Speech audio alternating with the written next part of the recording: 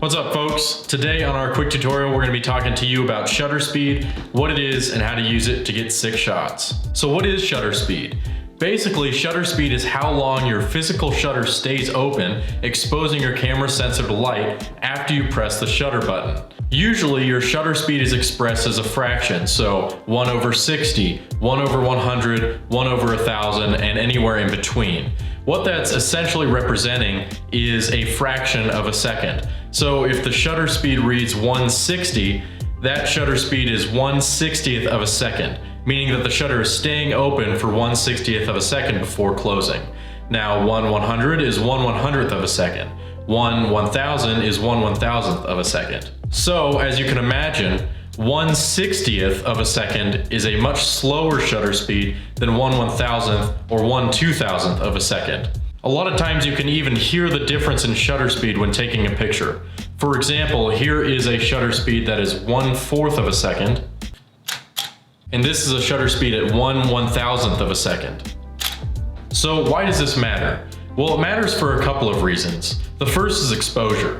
Shutter speed is part of the exposure triangle that we talked about a couple of weeks ago, and basically helps regulate how much light is actually getting to your sensor. The faster your shutter speed is, the less light is going to get to your sensor. The slower your shutter speed is, the more light that's going to get to your sensor. The second reason shutter speed matters is because it impacts how much motion blur is in a photograph. Now, the general rule in stills photography for shutter speed is that if you want to shoot a still subject handheld and have no motion blur, you want your shutter speed to be twice your focal length. So if you're shooting at 200 millimeters, you're going to want to shoot a shutter speed of 1/400. Now, this doesn't really apply to video. Generally, when shooting video, you want your shutter speed to be twice your frame rate, and we really don't mess around with that too much unless we really have to increase or decrease our exposure. So in terms of motion blur, shutter speed works like this. The slower your shutter speed, the more motion blur you're going to have in a shot. The higher your shutter speed, the less motion blur you're going to have.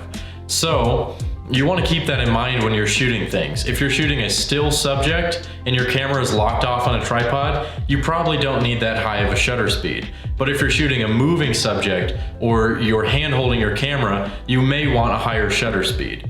Now you can start messing around with shutter speed and get some really cool and interesting results. Here's a couple of examples for you. In this first picture, you've got a shutter speed of 1/5 of a second, which means it's open pretty long.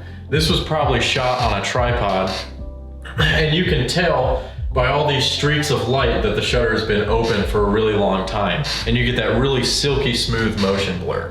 Now the next picture has a little bit of a faster shutter speed, but not by much. It's 1/15th of a second. You still have a little bit of that motion blur, but you can see that things are starting to get a little bit sharper. Now this third picture is just kind of a representation of an average shutter speed. This one was shot at 1/160th of a second. This walking shot was shot at 1/320th of a second.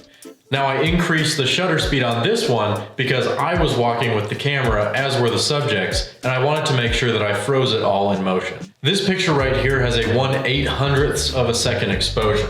You can see our subject here is pouring coffee into a pour over rig, and I really wanted to freeze the motion of that coffee coming out of the cap. So I cranked up the shutter speed to make sure that I could freeze that. Now the picture with the highest shutter speed out of this sequence is this one. This is shot at 1/2000th of a second. We chose that because this is a super fast subject moving really quickly, and in order to freeze that in motion, you really have to use a fast shutter speed. Now, long exposure photography is really a whole other discipline, but I included it here because it relates to shutter speed in the way that it's basically a picture taken with the shutter open for 5, 10, 15, 30, or sometimes even more seconds. Basically what that does is it allows the sensor to just capture so much light that you can really get some super cool pictures. One of the main uses for long exposure photography, at least in our book, is going to be those night pictures, those star lapses and Milky Way shots. And basically by having the camera shutter open for 20 seconds, as is the case with this picture here, you really can capture all of that light and get a super cool picture that sometimes shows more detail than your eyes can even pick up. So hopefully that was helpful for you guys. If it was, drop us a like, leave a comment, and we'll keep doing these. Get out there, shoot your cameras, show us what you got. Peace.